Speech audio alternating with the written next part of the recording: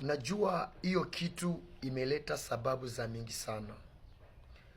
Leo ukianza poste picha, hauwezi kuposte picha ya zamani, lakini kila kuposte yako utaposte picha ya sasa.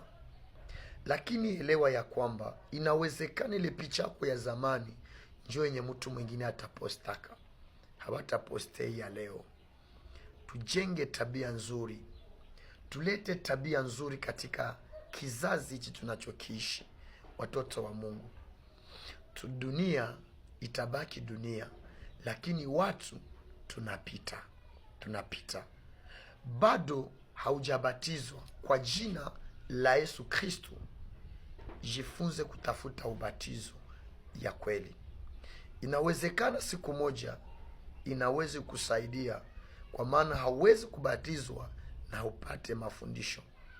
Mungu atusaidie sana.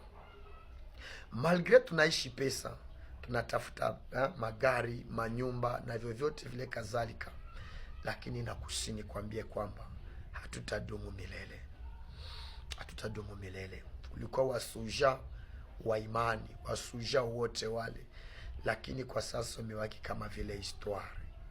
Walikuwa wanaitwa na jina nzuri, lakini jina yenye limebakia ni ya marehemu. Ya marehemu. Alikuwaka. Tulia, tutafute uso wa Mungu kikweli kweli, tukiwa na ile moyo ya kujitoa kufanya kazi ya Mungu. Kitu cha pili, acha kuvunja wengine moyo. Acha kuvunja wengine moyo. So kitu kinachokushinda kuna naye kiweza. Tujengane na tutiane moyo, itakuwa jambo ya maana sana. Najua ni wachache